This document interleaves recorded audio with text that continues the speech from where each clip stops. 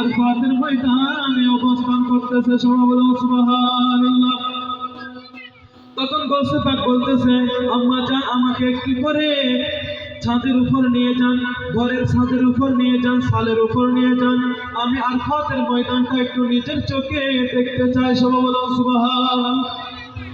তখন আমার নবী, আমার গৌসে পাকের আম্মা জান বলতেছে, হে আমার আদরের সন্তান, হে গৌসে পাক আব্দুল কাদের জিলানী, তুমি তো এখন ছোট মাসুম শিশু, কিন্তু মদিনায় পাক তো বাগদাদ থেকে হাজার হাজার কিলোমিটার দূরে। সবাই বলুন সুবহানাল্লাহ। গৌসে পাকের জন্মস্থান কোথায়? বাগদাদে। গৌসে পাকের জন্মস্থান কোথায়? বাগদাদে। আর আমার নবীর রওজায়ে মুবারক হচ্ছে কোথায়? মদিনায়। আরফাতের ময়দান হচ্ছে কোথায়? মক্কায়। সবাই বলুন সুবহানাল্লাহ। তখন গৌসে পাকের আম্মা জান বলতেছেন, হে আব্দুল কাদের জিলানী, তুমি ছাদের উপর উঠবে ঠিক আছে, কিন্তু আরফাতের ময়দান কিভাবে দেখতে পাবা? তখন ওই ছোট শিশুর আকুতি মিনতি থামানোর জন্য, সান্ত্বনা দেওয়ার জন্য গৌসে পাকে নিজের আম্মা জান হাত ধরে ছাদের উপর নিয়ে গেল। সবাই বলুন সুবহানাল্লাহ। তখন দেখা যাচ্ছে গৌসে পাকের জন্য, গৌসে পাকের ঘরের উঠানের মধ্যে খানায় কাবা চলে এসেছে। সবাই বলুন সুবহানাল্লাহ। আরফাতের ময়দান গৌসে পাকের কদমে চলে এসেছে। সেই ক্ষমতা কে দিয়েছেন? আল্লাহ দিয়েছেন। 24,000 কেরামতের মধ্যে এটাও একটা কেরামত। সবাই বলুন সুবহানাল্লাহ। ছোট একটা 6 বছরের আব্দুল কাদের জিলানী, উনি ছাদের উপর উঠেছেন হাজার হাজার কিলোমিটার দূরে আরফাতের ময়দান দেখার জন্য, লব্বাইক আল্লাহুম্মা লব্বাইক শোনার জন্য। কিন্তু খানায় কাবা মক্কায় মুআজ্জামা আরফাতের ময়দান গৌসে পাকের উঠানের সামনে চলে এসেছে। সবাই বলুন সুবহানাল্লাহ।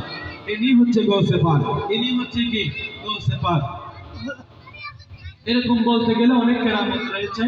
মরা মানুষকে জীবিত করেছেন। আরেকটা স্টিমার বড় যাত্রী, আপনারা জানেন, বড় যাত্রী নিয়ে যখন,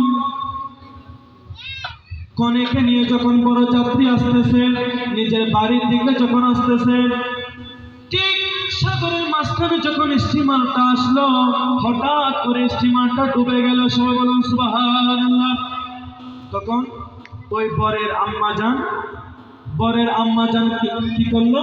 গিলাপ ধরে ধরে কান্না করতেছে। আমাদের মারা কান্না করে না? আমাদের জন্য কান্না করে। আমরা কোন একটা বিপদের মধ্যে পড়লে আল্লাহর দরবারে ফরিয়াদ করে, ঠিক কিনা?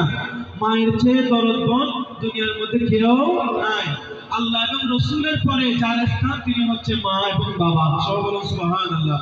তখন ওই বরযাত্রীর জন্য, মেয়ে কনের জন্য, আল্লাহ আমার ওই কনের জন্য নিজের মা কান্নাকাটি করতেছে।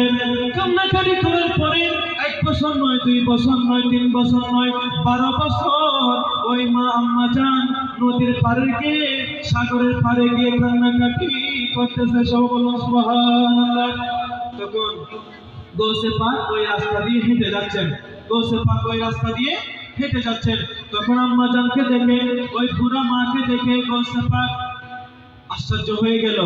গৌসে পাকের হৃদয়ের মধ্যে, তিনি তো আওলাদে রাসূল, গৌসে পাক কি আওলাদে রাসূল, তার জিসিমের মধ্যে, তার শরীরের মধ্যে আমার রাসূলের রক্ত মুবারক রয়েছে। সবাই বলুন সুবহানাল্লাহ। তখন উনি সহ্য করতে পারলেন না।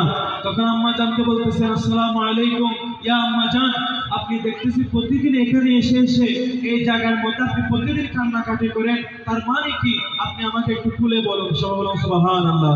তখন ওই বুড়িমা বলতেছে, হে বাচ্চা, তুমি এত সুন্দর, তুমি এত পবিত্র, তোমার কথাগুলো এত সুন্দর, তুমি ছোট ছেলে, তোমাকে বলে আমি কি করব? তুমি কি আমার উপকার করতে পারবা? তখন আব্দুল কাদের জিলানী মুস্কি হেসে হেসে বলতেছে, হে আম্মা জান, আমাকে একটু করে বলুন, আল্লাহ আমাকে 24,000 কেরামত দিয়ে দুনিয়ার মধ্যে প্রেরণ করেছেন। আমি কোনো সাধারণ মানুষ নই, আমি কোনো সাধারণ পুরুষ নই, আমি কোনো সাধারণ ছোট ছেলে নই। আল্লাহ আমাকে 24,000 কেরামত দিয়ে গৌসে পাক, গৌসুল ইনস ওয়াল জিন বানিয়ে আল্লাহ দুনিয়ার মধ্যে পাঠিয়েছেন। সবাই বলুন সুবহানাল্লাহ। সাথে সাথে কি করলেন? ওই বুড়ি মাটা বলতেছে, হে গৌসে পাক আব্দুল কাদের জিলানী, আমি প্রতিদিন এখানে এসে এসে কান্নাকাটি করি। আজ থেকে 12 বছর আগে আমার ছেলে নিজের স্ত্রীকে নিয়ে আসার পথে বড় যাত্রী সহ স্টিমারটা নদীর মাঝখানে কি হয়ে গেল, ডুবে গেল। সেজন্য আমার ছেলে আজ থেকে 12 বছর আগে আমার ছেলেকে হারিয়েছি, আমার ছেলে বলকে হারিয়েছে। শুধু তাই নয়, আমার পরিবারের মধ্যে অসংখ্য লোককে আমি হারিয়ে ফেলেছি, তাদের সুখে আমি কান্নাকাটি করতেছি। সবাই বলো সুবহানাল্লাহ। তখন গৌসে পাক বলতেছে,